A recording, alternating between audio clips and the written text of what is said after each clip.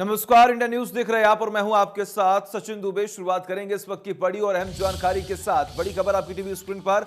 उत्तराखंड में कड़ाके की ठंड, बर्फीली हवाओं ने गिराया है पारा। ठंड ने लोगों को घरों में किया है कैद। हर्षिल घाटी में पेड़ों पर बर्फ जमी हुई है। मसूरी में सीजन की पहली बर्फबारी हुई है। ये बड़ी खबर, अहम जानकारी आपकी टीवी स्क्रीन पर लगातार हम आपको बता रहे हैं। आखिर किस तरीके से जब तापमान में गिरावट दर्ज की जा रही है, तो अब उत्तराखंड के तमाम जिलों में अब ठंड का जो कहर है वो बरप रहा है। आम जनता की परेशानियां अब लगातार बढ़ती जा रही हैं। लेकिन ऐसे में आप देखिए किस तरीके से मसूरी में इस साल की पहली बर्फबारी जो है वो शुरू हुई है। ये बड़ी खबर, अहम जानकारी। ठंड ने लोगों को घरों में कैद कर दिया है। ये बड़ी खबर, अहम जानकारी आपकी टीवी स्क्रीन पर लगातार हम आपको बता रहे हैं। उत्तराखंड में कड़ाके की ठंड जो है वो पड़ती हुई दिखाई दे रही है और कहीं ना कहीं आम जनता की परेशानियों का सबब जो है बनती हुई दिखाई दे रही है। ऐसे में तस्वीरें बेहद महत्वपूर्ण इसलिए भी होती हैं कि बढ़ते ठंड में आखिर आम जनता किस तरीके से अपने जीवन शैली में बदलाव करती है। आप देख पा रहे हैं किस तरीके से ठंड कपड़े, इसी के साथ ही साथ अलाव का सहारा, हीटर लोग खरीद रहे हैं, गर्म पानी का इस्तेमाल कर रहे हैं अधिक से अधिक, और लोग अपने घरों से बाहर निकलने से कतरा रहे हैं।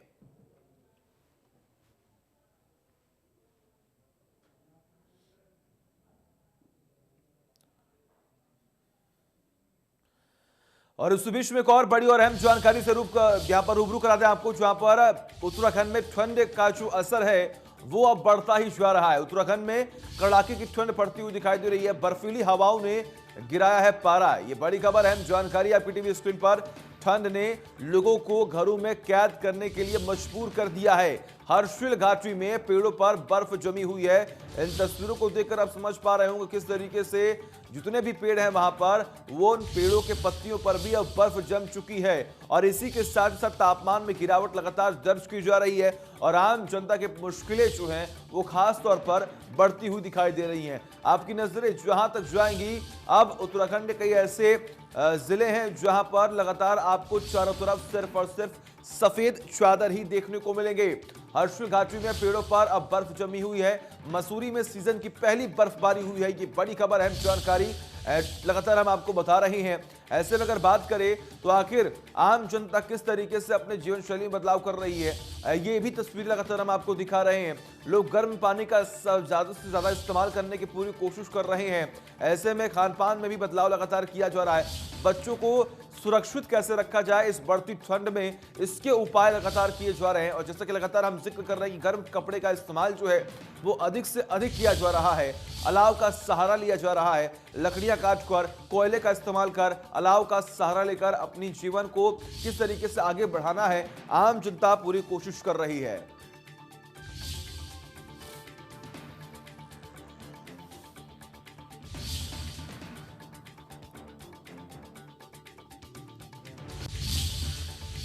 और इस बीच एक और बड़ी और अहम जानकारी से आपको रूबरू करा दें, जहां पर आपको जानकारी दें बागपत से बड़ी खबर। बाक्यू अध्यक्ष नरेश टिकैत के बिगड़े हैं बोल। जी हां, ये बड़ी खबर, अहम जानकारी। बीजेपी नेता अपनी जुबान पर लगाए लगाम, ऐसा यहां पर जिक्र किया जा रहा है। उन्होंने क्या कुछ बयानबाजी की है, इसकी जानकारी हम आपको दे रहे हैं बागपत से। तो भारतीय किसान यूनियन के अध्यक्ष नरेश टिकैत के बोल जो है वो बिगड़े हैं। उन्होंने साफ तौर पर जिक्र किया कि बीजेपी के तमाम नेता अपने जुबान पर कंट्रोल करें। ये जो सरकार में जो भूटानी कुत्ते छोड़ रखे ना, ये भूटानी कुत्ते नहीं, बस ये भी बोल रहे कुछ नहीं, ठीक है। ये भूटानी कुत्ते छोड़ रखे, ये तरह तरह की बात कह रहे, ये भी अपनी जुबान का लगाम लगावे। अगर हमने इनकी नो एंट्री कर दी नहीं भी तो किसी की हम बुरियाई नहीं करते। अगर इनकी कमल के फूल की नो एंट्री कामों में होगी तो इन्हें इन्हीं की सरकार में कैद कर देंगे हम।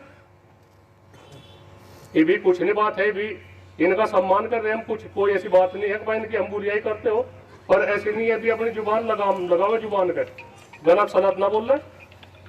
नू कह रहे वहां तो नकली किसान जा रहे, कहाँ जा रहे नकली 50 लिखा आता होंगे सर। तो टिकैत के बोल जो है वो बिगड़ चुके हैं। ये बड़ी खबर, अहम जानकारी आपकी टीवी स्क्रीन पर लगातार हम आपको बता रहे हैं। बाक्यू अध्यक्ष नरेश टिकैत के बोल बिगड़े हैं और उन्होंने साफ तौर पर यहाँ पर जिक्र किया है कि कमल के फूल की हमने कर दी नो एंट्री। नरेश टिकैत की तरफ से बयान दिया गया तो इन्हीं की सरकार के में कर देंगे कैद। जी हाँ, ऐसा भी जिक्र किया गया है। बोल बिगड़े हैं नरेश टिकैत के। ऐसे में लगातार उनका ये बयान जो है अब सुर्खियां पकड़ रहा है और ऐसे में तमाम बयानबाजियां जो हैं वो भी शुरू हो जाएंगी। सिलसिला जो है वो शुरू होगा क्योंकि भारतीय किसान यूनियन के अध्यक्ष नरेश टिकैत हैं और उनके जो बोल हैं वो यहाँ पर बिगड़ते हुए दिखाई दिए हैं।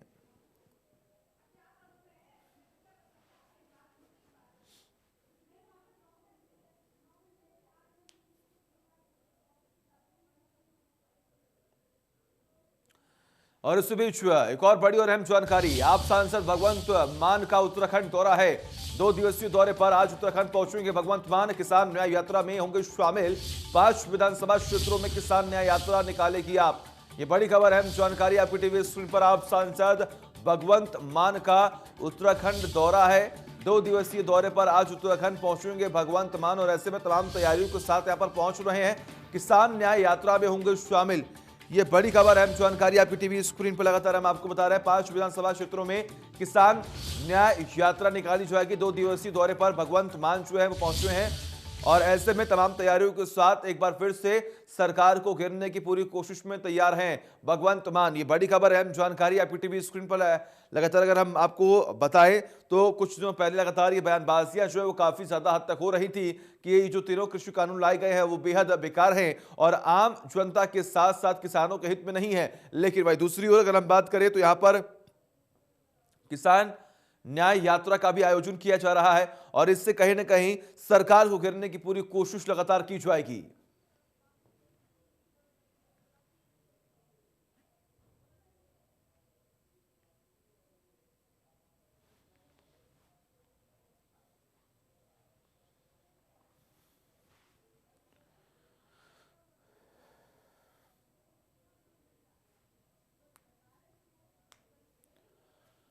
उत्तराखंड में सवा महीने के बाद एक दिन में 215 से कम कोरोना मरीज मिले हैं। बीते 24 घंटे में जहां 6 मरीजों की मौत हुई, 205 लोग संक्रमित मिले हैं।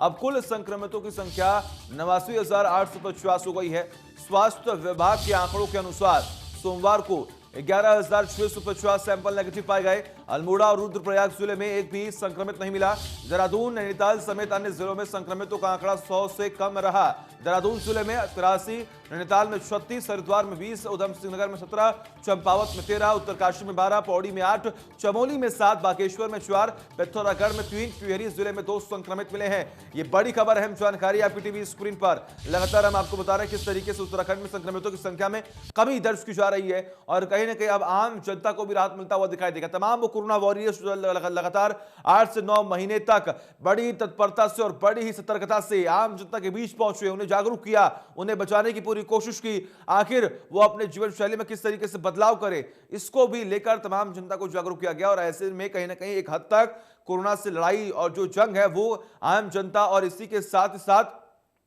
सरकार जीतती हुई दिखाई दे रही है। तो उत्तराखंड में बीते 24 घंटे में 205 नए केस आए सामने।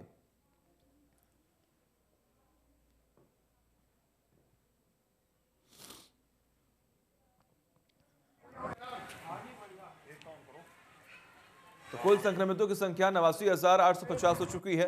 कोरोना का जो कहर है वो भी देखने को मिल रहा है, लेकिन ऐसे में आपको जानकारी दी कि बीते 24 घंटे में 205 नए केसेस आए सामने और कहीं ना कहीं ये जो आंकड़े हैं बेहद कम भी होते हुए दिखाई दे रहे हैं। लगातार संक्रमितों की संख्या में कमी दर्ज की जा रही है।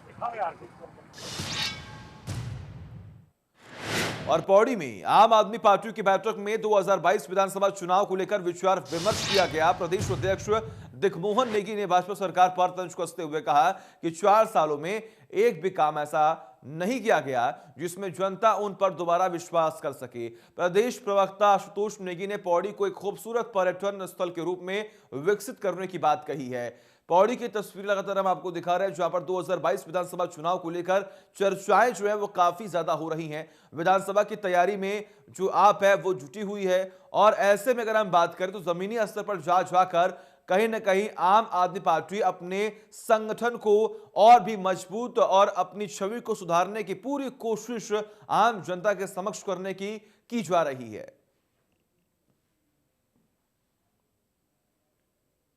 देखिए 2022 का जो चुनाव होगा वो पूरी तरह से अब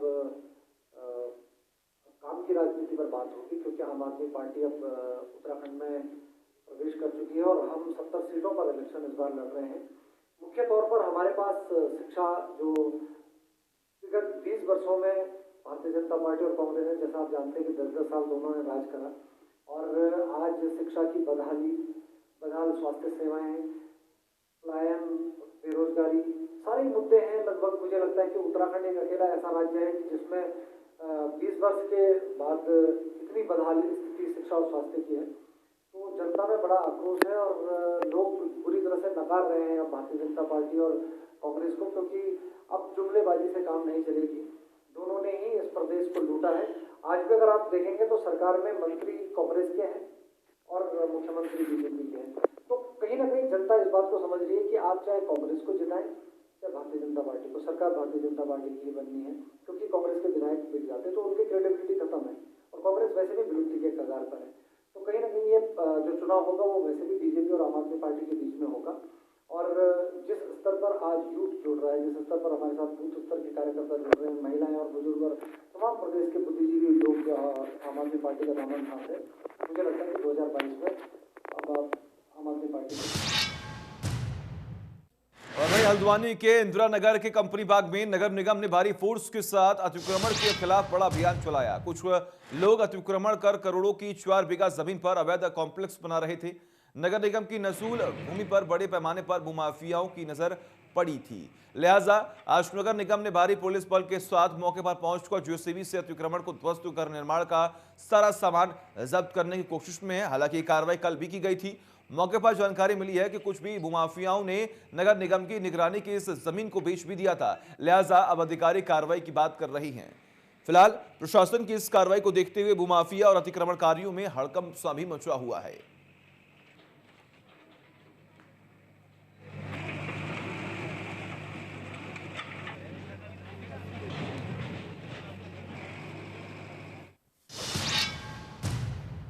और वही लालकुआ के हाथीखाना क्षेत्र समेत कई कॉलोनियों में लगे कूड़े के ढेर क्षेत्रवासियों की परेशानी का सबब बनते हुए दिखाई दे रहे हैं। कूड़े के ढेर से उड़ती दुर्गंध के कारण आसपास रहने वाले लोग परेशान हैं। उन्होंने जल्द कूड़ा न उठाने पर आंदोलन की चेतावनी दी है। आपको बता दें कि लालकुआ के हाथीखाना, बचुरी कंपनी, बंगाली कॉलोनी समेत कई कॉलोनियों को नगर पंचायत में शामिल करने के लिए बीते कुछ सालों में जोर शोर से स्थानीय बड़े नेताओं द्वारा भाषण दिए जा रहे हैं। वही चुनावी रण में जीत से पहले क्षेत्रीय विधायक ने भी इन कॉलोनियों को नगर पंचायत में शामिल किए जाने का आश्वासन भी दिया था। माना भी जा रहा है कि आगामी विधानसभा चुनाव से पहले ही इन बस्तियों को नगर पंचायत में शामिल कर लिया जाएगा। उप जिलाधिकारी ऋचा सिंह ने बताया कि बीते कुछ वर्षों से नगर पंचायत और आसपास की कॉलोनियों का कूड़ा वन भूमि पर डाला जा रहा है और इसे वर्तमान के वन अधिकारियों डालने से मना कर दिया है, जिसके चलते कूड़ा उठवाने में परेशानियों का सामना करना पड़ रहा है। पिछले 10 सालों से लगभग फॉरेस्ट की लैंड पर ही कूड़ा डाला जा रहा था, क्योंकि ये फॉरेस्ट एरिया में बसी हुई कॉलोनियाँ हैं और वर्तमान में इसे रोक दिया गया है। इस कारण ये समस्या उत्पन्न हुई है। तो इसमें हमारी टीम के द्वारा एक राजस्व ज़मीन ढूंढी जा रही है, जिसे ढूंढ भी लिया गया है। इसमें शीघ्र ही हम एक नया स्थान कूड़े के लिए चयन करते हुए इसका निस्तारण कर लेंगे और वर्तमान में जो कूड़े की स्थिति है उसके लिए जो लोग भी इसके विरुद्ध उत्तरदायी हैं उनके विरुद्ध कार्रवाई भी प्रस्तावित की जाए।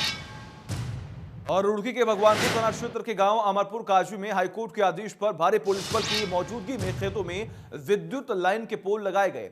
वही पोल लगाने को लेकर एक पक्ष के किसानों ने खेतकारों और पुलिस का यह कहना है कि दूसरे पक्ष की तरफ से हाईकोर्ट में याचिका डाली थी कि उनके खेत में ट्यूबवेल के लिए विद्युत कनेक्शन की आवश्यकता है और दूसरे खेत वाले चक्रूट से लाइन नहीं जाने दे रहे, जिस पर हाईकोर्ट ने विद्युत विभाग के अधिकारियों को आदेश दिए कि उक्त किसान के खेत में लाइन लगाई जाए, जिसके बाद विद्युत विभाग के अधिकारियों ने पुलिस फोर्स के साथ मिलकर पोल लगवाने का काम पूरा कराया।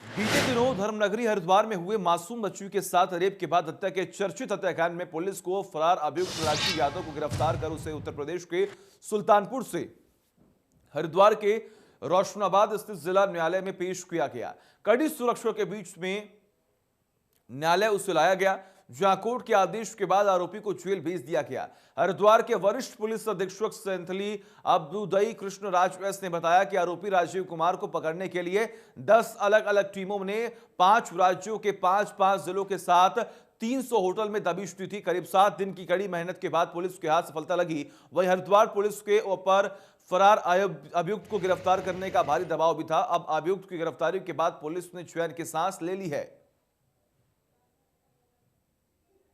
विभिन्न राज्यों पे काम कर रहे थे। इस मामले का गंभीरता को देखते हुए जो है हमारा डीजीपी महोदय ने रोज इस टीम के इसका हमारा सभी टीमों के कार्य की समीक्षा करी और इन्वेस्टिगेशन में उन्होंने उचित दिशा निर्देश दिए हैं। और हमारे डीआईजी मैडम ने भी इधर कैंप करके जो हमारा कार्य का जो बहुत क्लोजली मॉनिटर करके उसका समीक्षा करते रहे, इसलिए एक टीम वर्क से हमें सफलता मिली है। और इनका आपराधिक इतिहास के बारे में अभी हम जांच कर रहे हैं, जैसा कुछ पता चलता आपको जरूर हम अवगत कराएं। रुड़की के लक्सर क्षेत्र के बसुड़ा खादार गांव में बीती 21 दिसंबर को 2 युवकों पर 5 लोगों ने फायरिंग कर दी थी, जिसमें एक युवक की मौके पर ही मौत हो गई थी और दूसरा युवक गंभीर रूप से घायल हो गया था, जिसमें पुलिस ने हत्याकांड में 2 लोगों को गिरफ्तार भी किया था और फरार चल रहे 3 आरोपी को पुलिस ने कड़ी मशक्कत के बाद गिरफ्तार कर लिया।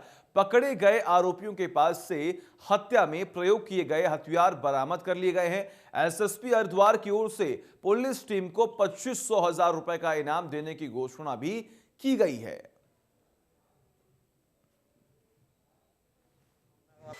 दीक्षित करके जो आशीष करके एक व्यक्ति को जो है गोली मारकर हत्या कर दी गई और दीक्षित उनका साथ था, उनका गंभीर रूप से घायल होकर वो हॉस्पिटल में भर्ती हुआ है। उसमें जो है 23 तारीख का एफआईआर कायम हुआ था। इसमें जो है 5 लोग नामजद थे, इसमें 2 लोग ऑलरेडी हमने गिरफ्तार करके भेज चुके थे। आज इसका जो मुख्य अभियुक्त है जो शिवपाल है, अर्जुन है, राहुल है, इन तीनों का हमारा टीम द्वारा जो है आज से उनका गाँव के पास जो जंगल है उसमें गिरफ्तार कर दी गई है और उनसे जो है प्रयुक्त 3 देशी तमंचा जो हमने बरामद किया है और 4 जिंदा कारतूस। और वही पहाड़ों की रानी मसूरी में मौसम में देर रात को अपना मिजाज बदला, जिससे देर रात को हल्की बारिश के बाद एकाएक हल्की बर्फबारी शुरू हो गई, जिसको देर रात को भारी ठंड के बीच स्थानीय लोग घरों और पर्यटकों होटलों से निकलकर बर्फबारी को आनंद लेने पहुंचे। बर्फबारी से लोगों के चेहरे खिल गए। बेशक बर्फबारी काफी हल्की रही, लेकिन इससे मौसम की शुरुआती बर्फबारी मानी जा रही है।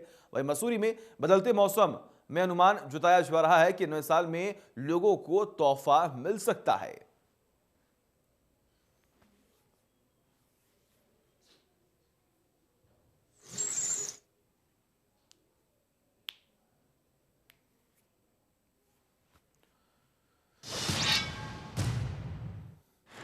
उत्तरकाशी में पिछले 1 सप्ताह में मौसम साफ होने के बावजूद भी उत्तरकाशी जनपद में कड़ाके की ठंड का प्रकोप चल रहा है। सूखी ठंड और बर्फीली हवाओं के चलते उत्तरकाशी जनपद में तापमान में भारी गिरावट देखने को मिल रही है, जिससे लोगों को काफी परेशानी हो रही है। ठंड से बचने के लिए लोग अलाव का सहारा ले रहे हैं। वहीं हर्षिल घाटी में तापमान में भारी गिरावट के कारण पेड़ों पर पानी भी बर्फ से रूप में जमी हुई है।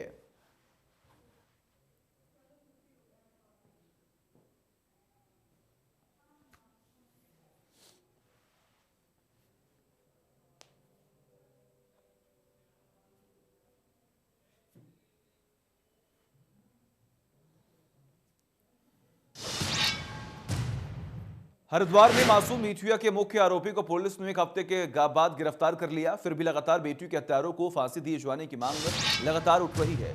देर शाम किसान कांग्रेस ने ऋषिकुल चौराहे से रानीपुर मोड़ पर कैंडल मार्च निकालकर आरोपियों को फांसी दिए जाने की मांग की। साथ ही उन्होंने पूरे मामले की सीबीआई जांच करने की भी मांग की।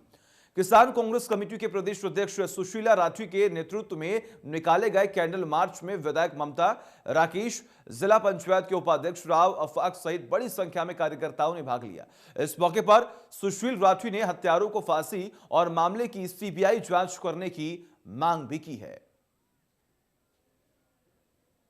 आप लोग इसी तरह से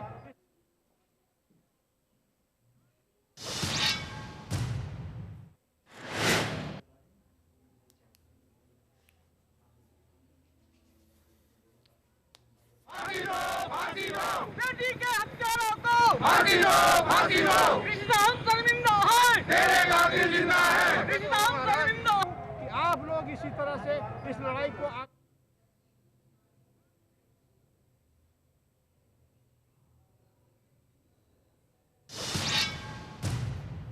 और इसी के साथ फिलहाल खबरों में बस उतना ही। देखते रहिए इंडिया न्यूज। नमस्कार।